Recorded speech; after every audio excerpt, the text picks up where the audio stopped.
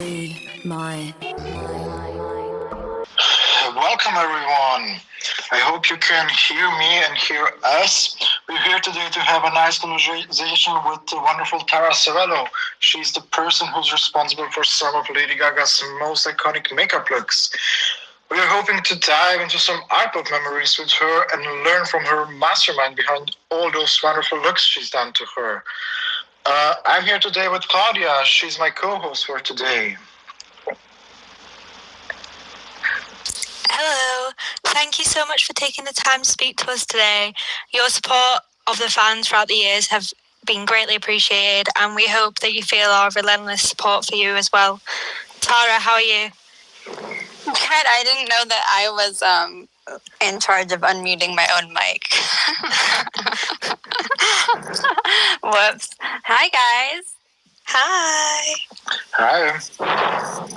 It's so wonderful to have you. I think I told you already 1,000 times how much we, the fans, love us and appreciate all you do for us. And all the time you have contact with us. Help us go back to some wonderful memories from probably the best of Gaga's eras, Born This Way and ARTPOP.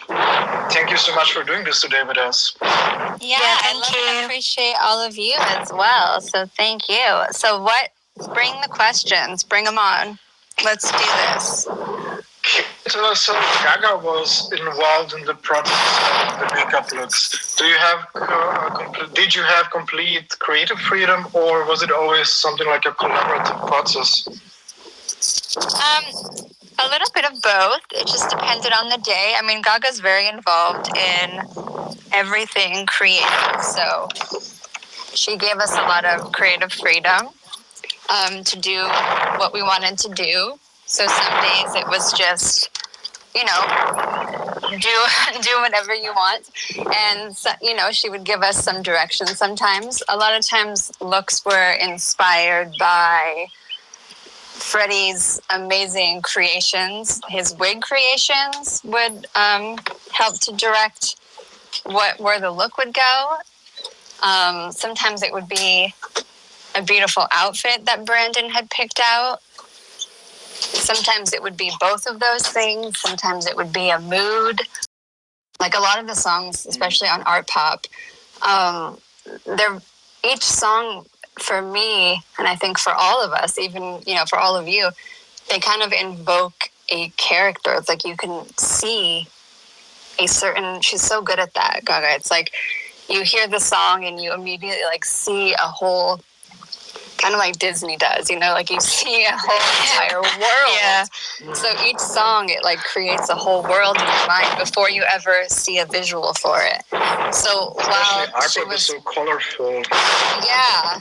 So it's like the sounds have colors and visuals before you even see any visuals.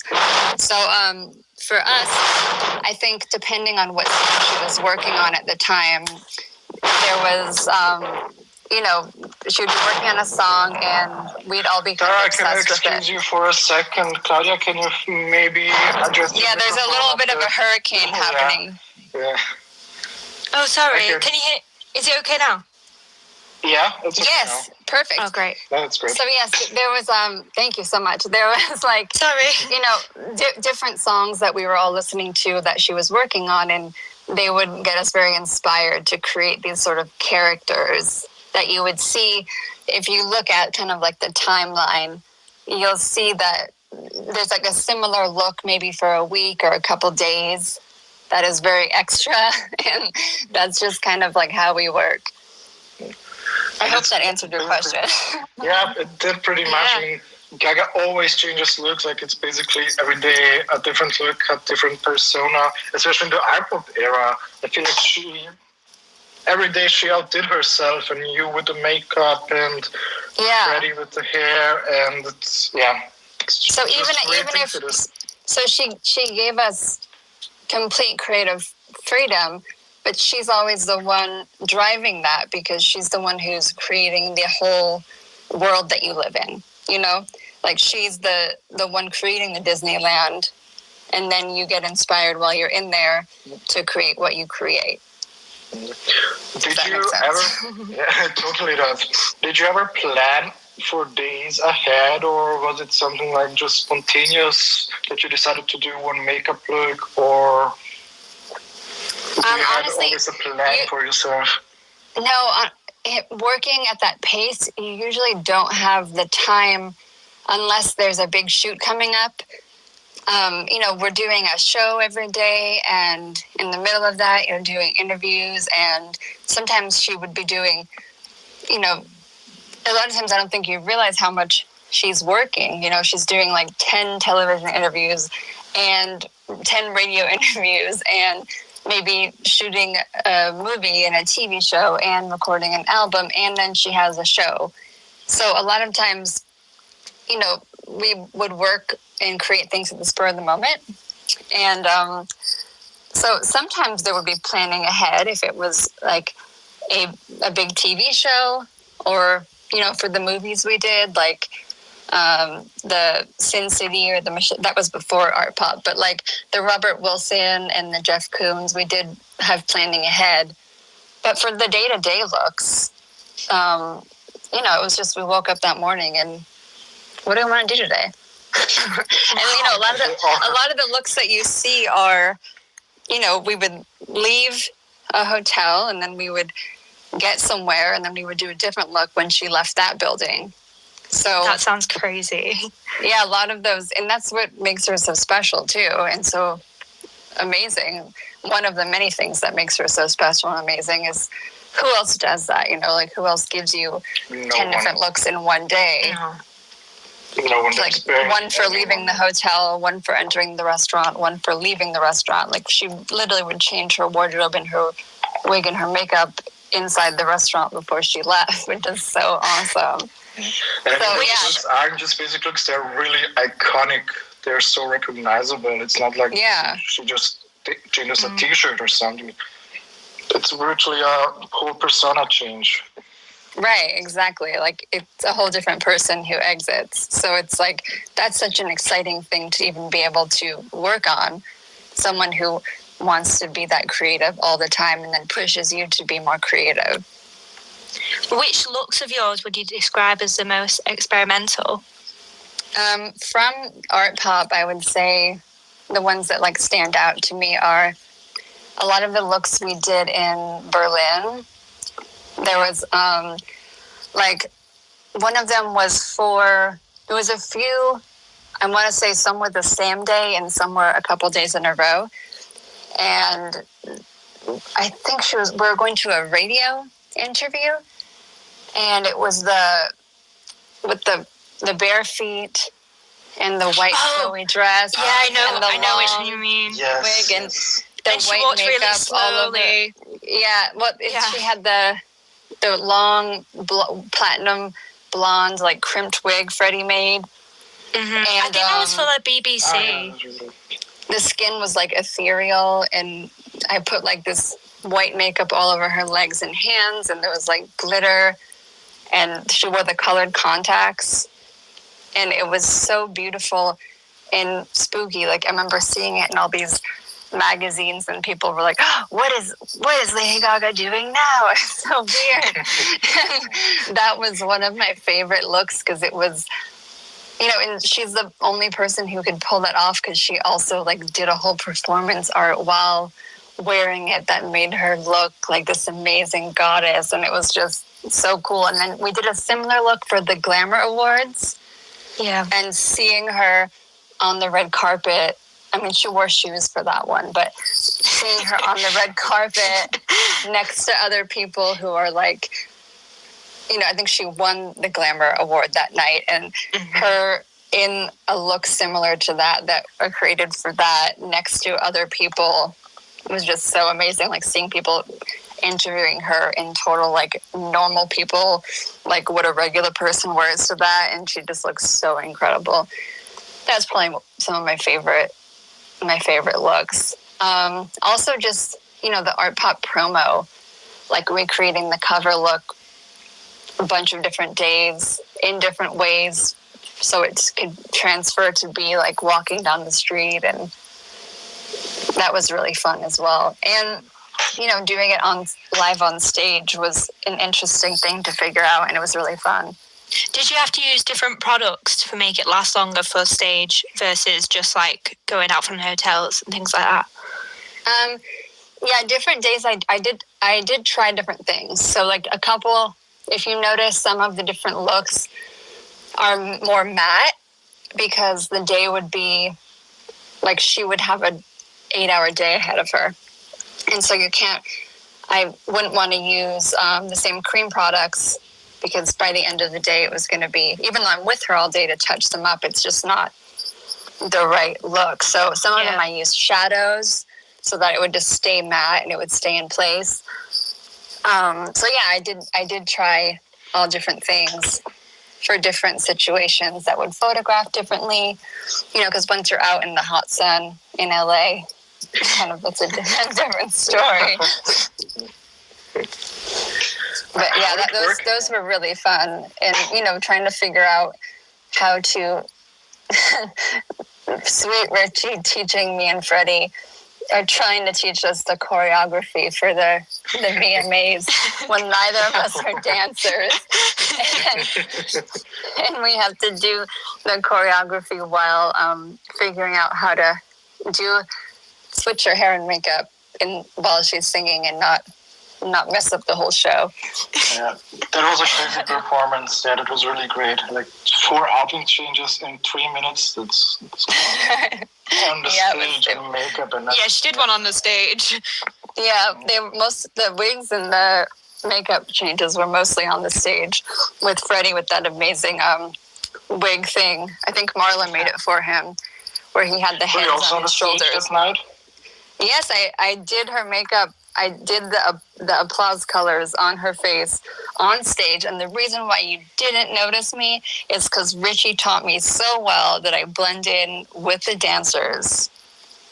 So I had like 4 counts. I had like bump, bump, bump, bump to do the makeup while she turned her head to me for a moment, and I literally backstage stuck my fingers, 1 finger in each color, while Jeremy was like going over the steps with me in the dark. I was like, okay, I guess I'm just gonna take these on my hand and then I'll go boop, boop, boop, boop. Okay, got it. Let's go. I think some people are gonna rewatch that performance tonight. I definitely am. I have like a white, Marla gave me like a white paint palette to hold. So I'm the only person within the dancers who's holding like a white painter's palette. Oh. But I'm like hiding amongst them, like, please don't see me, please don't see me. Because if you saw me, then that meant that I had like messed up and that I'd gone out of step with the dancers. You weren't supposed to see me until I was on her face, and then I disappear into the background. To be honest, I don't think anyone noticed it was you. You were that good to blend in and do the makeup. That's exactly what I wanted. It's like my worst nightmare. Like, what if I trip on somebody and then the whole thing is ruined and I'm just embarrassed forever? I mean, I bet you were so nervous because you're not used really to the stage, right? Not at all. But luckily, there wasn't much time to be nervous because we had so much happening. So it was like on the car on the way to the red carpet. Freddie and I were both in the car we were like sharing a headphone, listening to the track, like looking at each other, going over the steps, like 5, 6, 5, 6. And that was when we're both like, oh my gosh, we're supposed to be on stage? What's happening? How long did you practice with them? Honestly, a few minutes. Or? We didn't have enough time because we were, doing shoots and a million other things. So the amount of time that we had to practice with them was like we each had one of their rehearsals. So that's why we were also so nervous. But you did a great job. Thank you. I'm glad none of you were like, oh, that was obvious. There's that one person who can't dance. I mean, it's nearly 10 years later and no one ever noticed. And I mean, we noticed so many other things. You do. You guys notice everything. Yeah. We really do. I can read the chat. Person Read the who just room. asked that. I just looked down. Yeah. So, Tara, how did working with Gaga affect you creatively as a makeup artist? Were you able to grow? Were you able to go longer distances as a makeup artist? I mean, I think that no one could ever work with her and do those things and not like become better and more creative, because I mean, look at what we created. It's so outside the realm of what a beauty makeup artist usually gets to create. So it's like, I mean, even the experiences and the opportunities and the, you know, it's like you get to do, I got to do like in the span of a day from, you know, a tour to a movie to a, you know, there's so many different things. So I get to create so many different characters, for lack of a better word, on one beautiful face, which is the coolest thing, because I really got to learn. You get so familiar with this face, which I feel like is the best way to do makeup, is like if you spend so much time with somebody, you get to really like study their face, and that's where a lot of the ideas would come from. So I would be looking at her while she's sitting there with no makeup on, and be like, the way the light is hitting the top of her cheekbones, that's so pretty.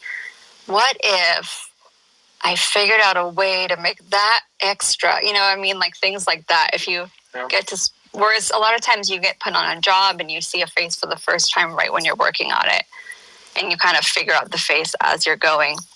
But when you're working on the same face every day for 6 years, you really get the opportunity to learn it so well that I feel like that really gives you an advantage. And then getting to work with someone like her who really wants to like go there, go to like extreme places. It's so fun, and you get this opportunity to like transform this person all the time into all these different characters and work with all these different incredibly talented people. And then that brings your own work to a whole different level. Like doing really fun, amazing makeup, but then also having like an incredible wig to finish it off, an incredible wardrobe. That's a whole different level than just the makeup, you know? I mean, When you first started, Sorry. Sorry. Go ahead, Claudia. When you first started, did you ever believe that you'd be able to create the portfolio that you have now? Like when I first started working in general, period? Yeah, like did you believe that you'd be able to create so many creative looks like you've been talking about? Like when I started working with her, or when I started as a makeup artist? When you started with her, like, did you ever believe that you'd be able to create the content that you created? Did she push like your boundaries and things like that? I don't know if I totally understand the question. Like, are you asking like if I knew that my abilities were there, or did I know that like she would be? Did she bring you out of like your own comfort zone for you to create even more content than you ever thought you would be able to? Oh, absolutely. Yeah, 100%. Totally, like all the time. I mean, even after 5 years, there would be, you know, like even doing the Robert Wilson thing was like a whole different level.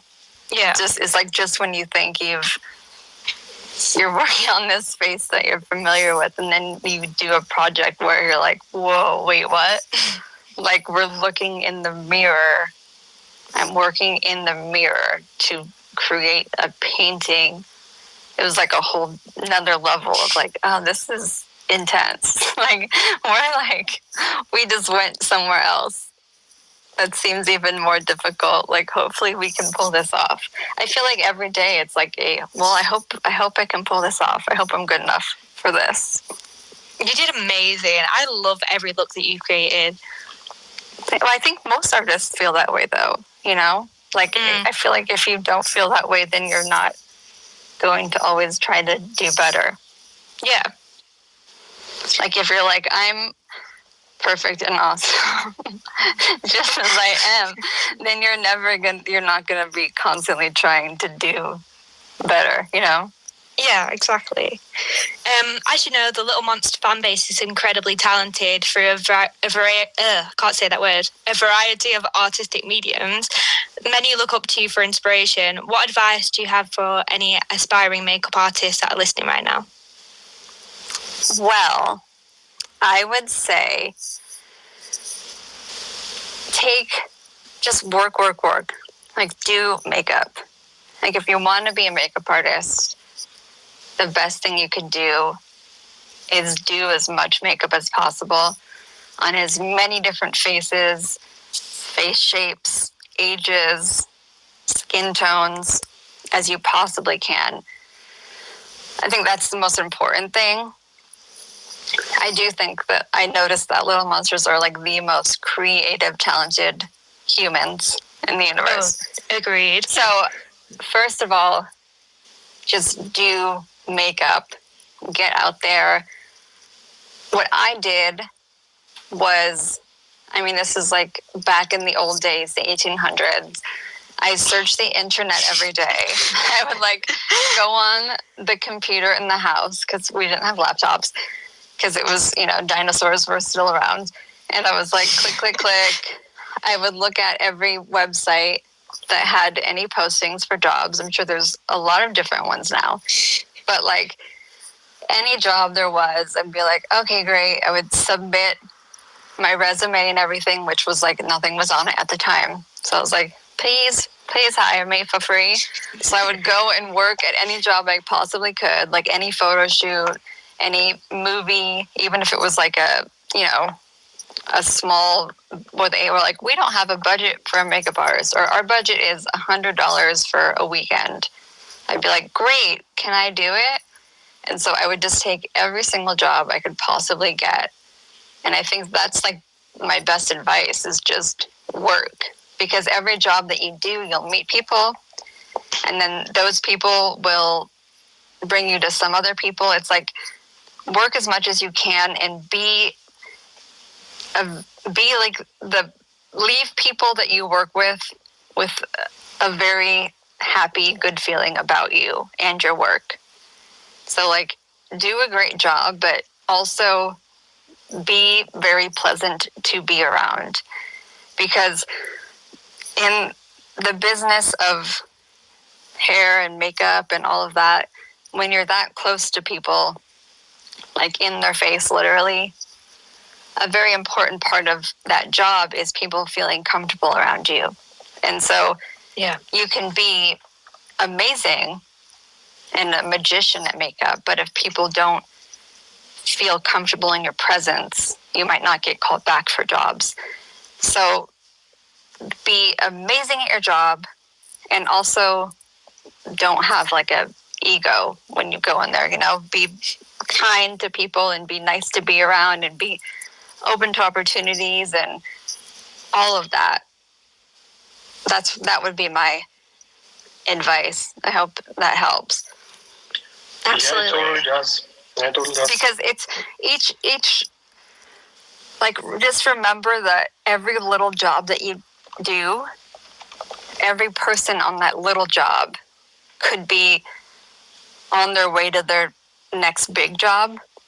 Yeah. So it's like the PA on that little job could then end up producing a big picture like within a year. So if you make a really good impression on every person on that set, they'll remember you, and then they could call you for something else, But you won't be able to do that if you're sitting at home and not meeting anybody, or, Yeah, not putting yourself out there.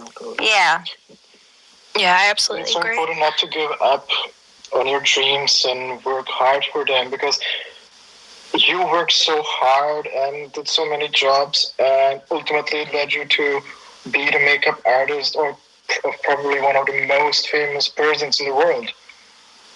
Yeah, and I did a An lot example. of jobs for free and for very little pay, that led me to that point. So that's why I think that's the best advice I can give, is just doing those things, because they will lead you somewhere. And don't think that like a job that you're on, like, ugh, I'm just gonna like make it through this day, whatever. Because the people that are there, you might run into them again, and if you were bitchy, they will remember that. Like, people will remember things, and then they'll be like, "Oh, I know that person. They were a real dick." Yeah, that's true. So, how was your first time actually meeting Gaga? How was it? Yeah, do you remember the day and how the meeting went? I Were you mean, like it was nervous a to meet her?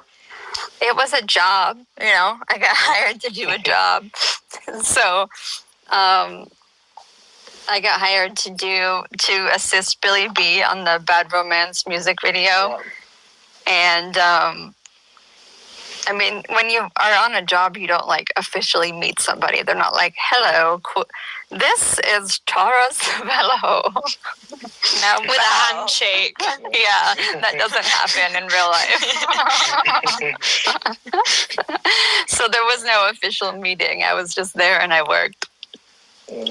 But I mean, you grew I to hope be that was- so good friends. Yeah. Yeah. I hope that answer wasn't very exciting. I know, but that's the truth. What are some of your favorite memories with her during ARTPOP era or in general? Well, I would say a lot of my favorite memories are things that I would keep private, because they're like our memories as friends. So Yeah. it probably wouldn't be things that I would tell the whole, say out loud to the whole world.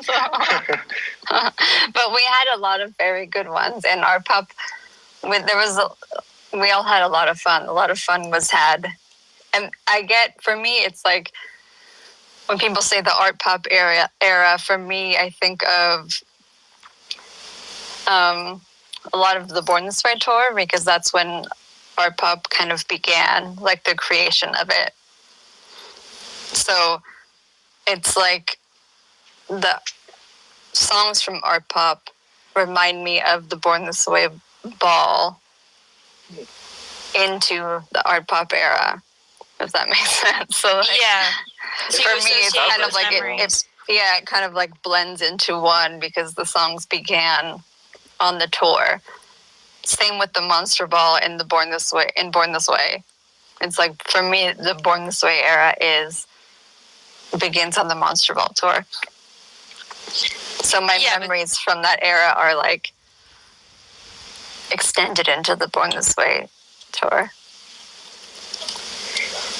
Good. So what would be your favorite ARTPOP song? This is very hard for me, because they all have like a lot of sentimentality and a lot of memories attached to them from their conception, But if I listen to it as try to take that away, because otherwise it's like choosing your friend's children. Like, which child do you like the best? I can't do that. If I take that out of it, and I had to just pick with a gun to my head, I'd say art pop. Oh, that's a great choice. ARTPOP is such a journey as a song. It takes you really to different dimensions where you listen to it. And it's just such a good song. Yeah. Just to say it simple. It's like a song like you could jam to in any decade. I think when she performed it on, I think it was the Tonight Show on the piano. Yep. That was my favorite performance of ARTPOP. Was that the one with the fiber optic wig? Yeah. Yes, I agree. I love that performance. I watch it all the time. Yeah, I just rewatched that. That was really good. Yeah, see, it's such a good song. I think it's also the fact that she always changes the songs when she performs them live. She does a piano version of it, and it sounds so different and sounds so great and totally blends in with the studio version that comes playing afterwards. That's not something many artists do, but she makes a whole new version of the song when she sings it acoustic. Well, I don't know if I don't mean this to. I'm not like disrespecting anyone, obviously, but I don't know that there are many artists that have the ability to do that. Yeah, I don't know. We can see it every day. I mean, how many artists actually change the song so much like Gaga does live?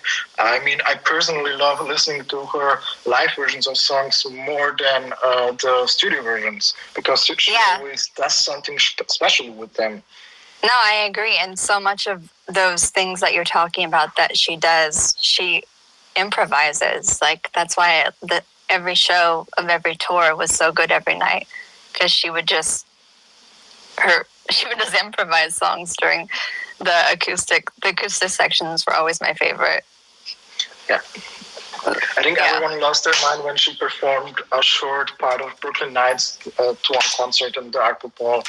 Oh, I lost my mind. Yeah, it's really good. I didn't even remember that. I was probably backstage. I didn't always hear what was happening up there. It depended on what was happening that night. And sometimes they'd come backstage and be like, "Did you hear what just happened?" Like, no, what? Did you tour with her for the whole tour back then? Or were the whole ARTPOP tour. There was, I missed the last like 2 or 3 shows, I think. I don't know. Someone knows exactly how many shows. I left in Dublin, and then there was a few more shows. I think she went to Paris, and then the rest was canceled. Yeah, I think the Paris show was the last one. Yeah, so there's only a couple shows after Dublin, but I stayed in Dublin because I know everyone always asks, and I should just tell. And in Dublin, I ended up in the hospital, and I'd been sick for a while, and I'd been in the hospital before while on tour.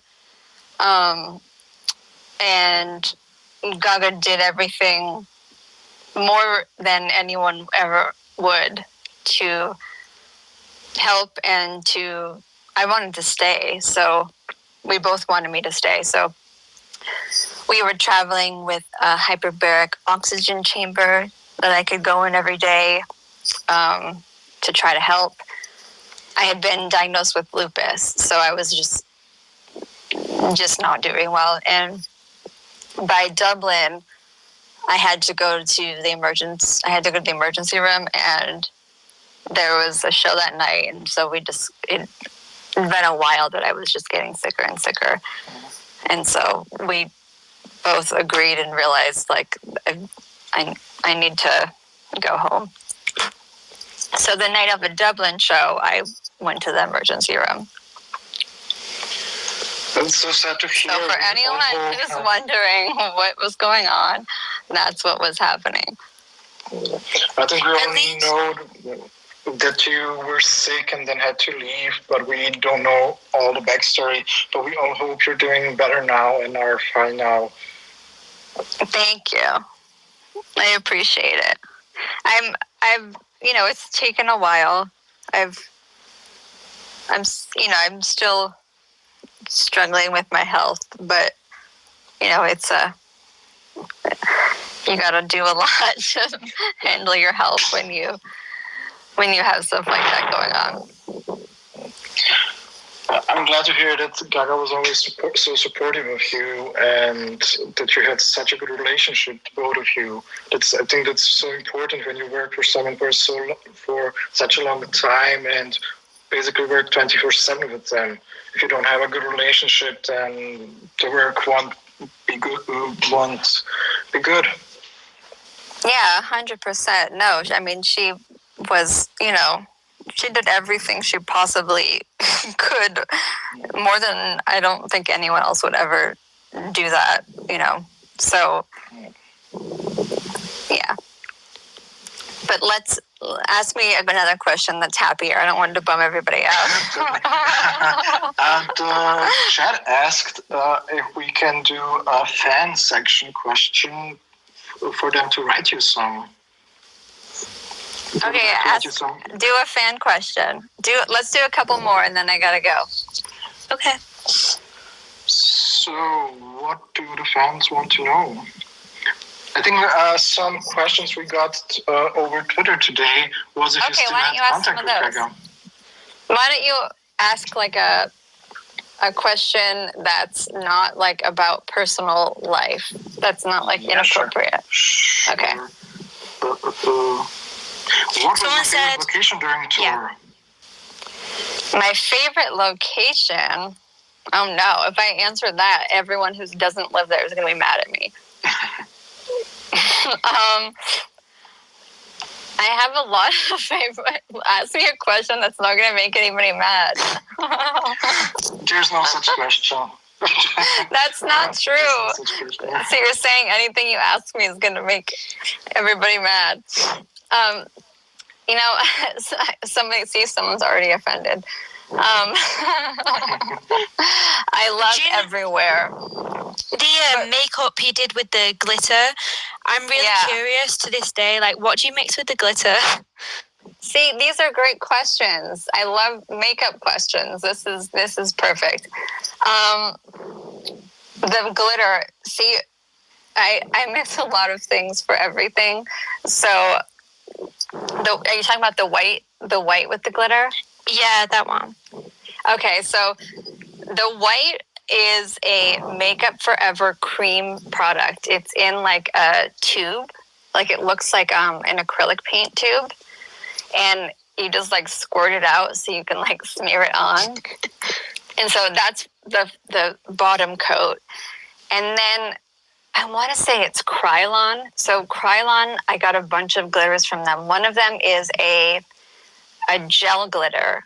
So it dries, it goes on like a gel, but then it dries clear. And I got really into finding like glitters, but I'm really picky about them. So only glitters that are iridescent. So like there's a lot of glitters that say they're iridescent, but they have iridescent and hologram, but they have like pieces that are, I'm gonna start sounding really crazy. There's pieces in them that are not see-through.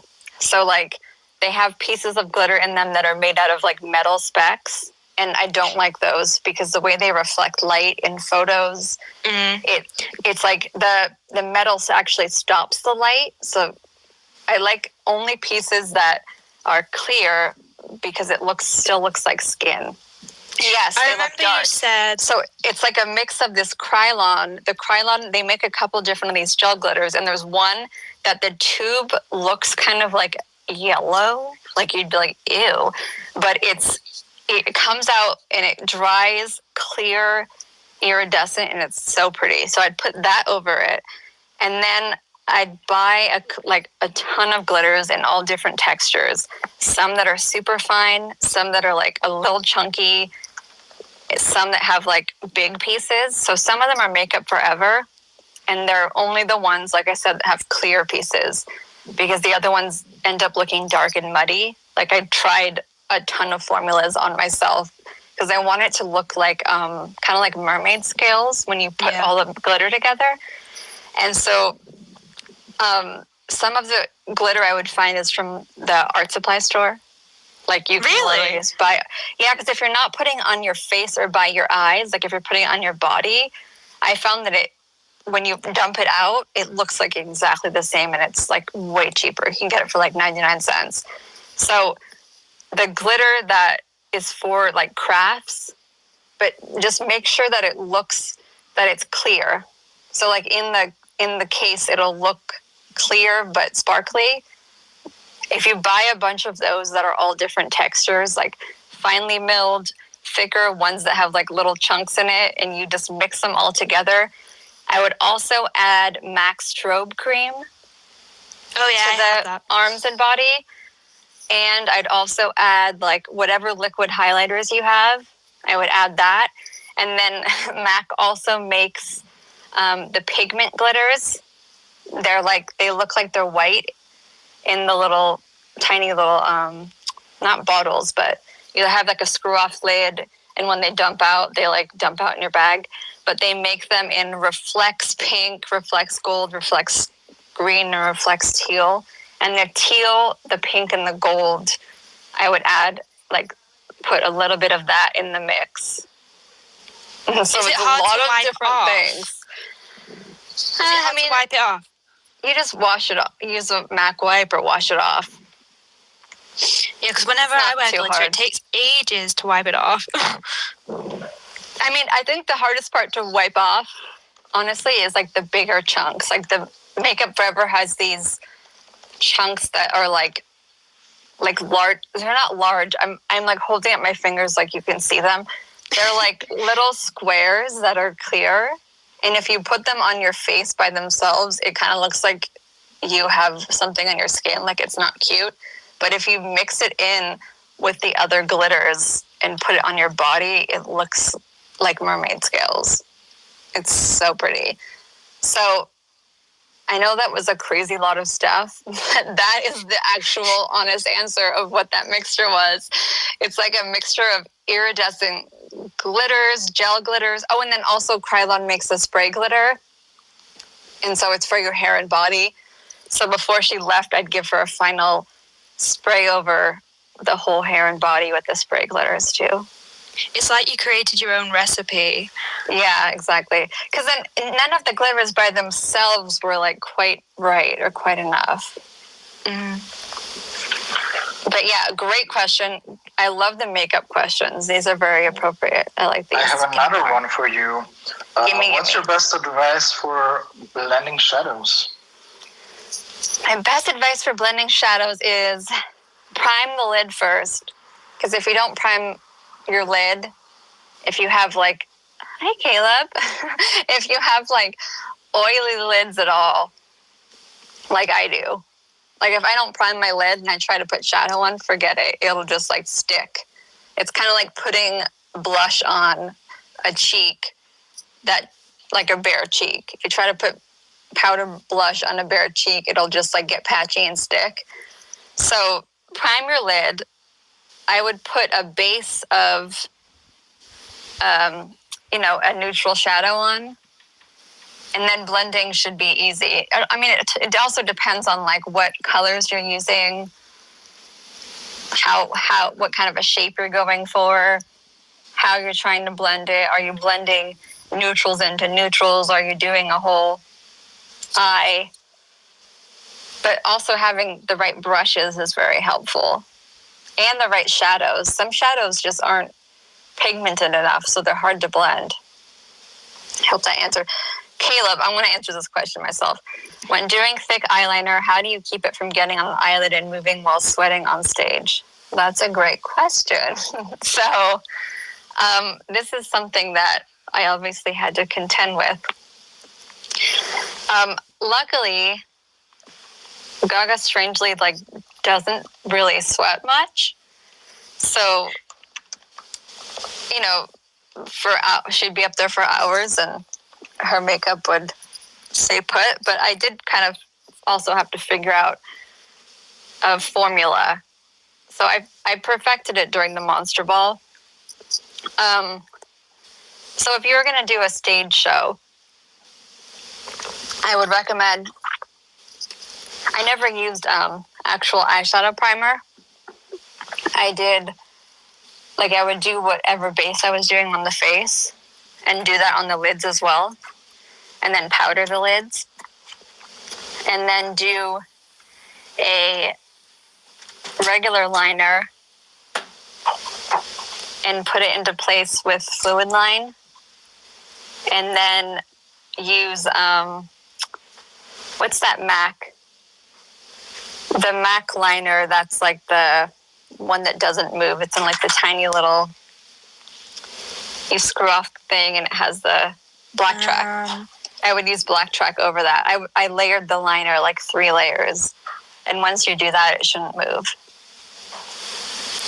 Yeah, Caleb, first the pot liner and then the black track. Wait, the black track, first the black track and then the fluid line. I think the fluid line is what I was talking about. Sorry, guys, I get product names mixed up. But if you do 3 layers, it should stay in place. What about if you had hoodie dyes? It's the same thing. As long as you really like have a prime of a concealer, a powder, and then layers of liner, it should stay there. Like I never used setting sprays because for me, setting sprays, I had trouble being able to touch up over them, and I have to be able to touch it up throughout a day, you know? So I never used setting sprays. I just made sure that it didn't move. So I hope that answers your questions. Yeah, excellent. Thank you so much for this wonderful conversation. We truly appreciate you very much, and we wish you nothing but the best to come. And I think I say that on behalf of all the little monsters out there. You too. Thank you for having me. Thank you. It's been a pleasure. We love you so, so much. Enjoy the rest of the album. Thank you too. Thank you. Have a nice evening. Bye. Bye.